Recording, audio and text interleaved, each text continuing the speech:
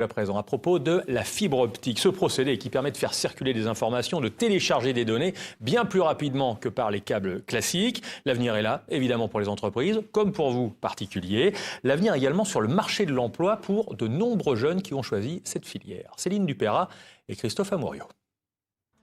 Sans bagages, déscolarisés depuis plus d'1 an, ces jeunes n'avaient jusque-là connu que l'échec. Les voilà aujourd'hui, tous diplômés. Il y a aujourd'hui 1 500 000 jeunes en situation de décrochage en France, sans avenir, sans perspective, sans diplôme, sans qualification et pour beaucoup d'entre eux sous le seuil de pauvreté. Et l'idée, ça a été de dire, proposons à ces jeunes un cursus spécifique pour leur permettre de devenir techniciens fibre, techniciens data center. L'idée étant justement de leur donner des opportunités sur des secteurs d'activité en très forte tension, mais qu'ils ne connaissent pas. La formation a duré 4 mois. Une alternance entre apprentissage du métier sur un plateau technique et stage sur le terrain. Alors on nettoie la fibre avec de l'alcool isopropylique et le papier optique. Et il faut entendre chanter la fibre. J'ai cherché à travailler dans plusieurs entreprises, à faire des formations et tout ça. Mais à chaque fois, l'expérience a vraiment été mon coup de frein. Ça m'a fermé des portes au nez, littéralement. Et là, de voir que ça recrute, j'ai des ailes maintenant. Et le fait d'être dans une autre formation que dans un cursus normal, ça prouve que la porte du succès n'est pas forcément le général et qu'avec d'autres bagages et que tous les chemins mènent à Rome, on est capable de pouvoir s'en sortir, d'avoir un bon salaire et des débouchés. Merci beaucoup. Tout simplement. C'est pas facile au départ.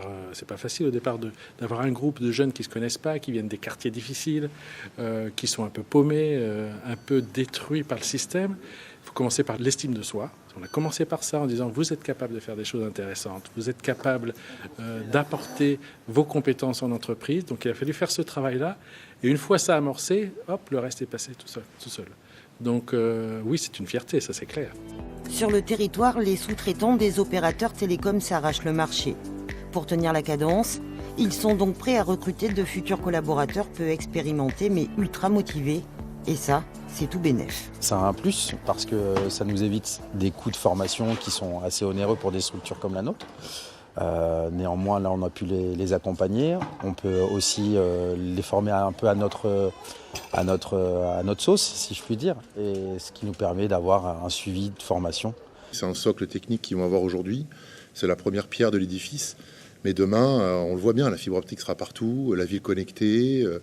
On voit bien que la SNCF va vendre de la fibre optique. Et au-delà de ça, c'est tous les usages de demain qui seront véhiculés au travers de ce brin de verre. Et là, les applicatifs, les usages et les métiers, on commence tout juste à les inventer aujourd'hui. Kamel vient de raccorder son dernier client en tant que stagiaire.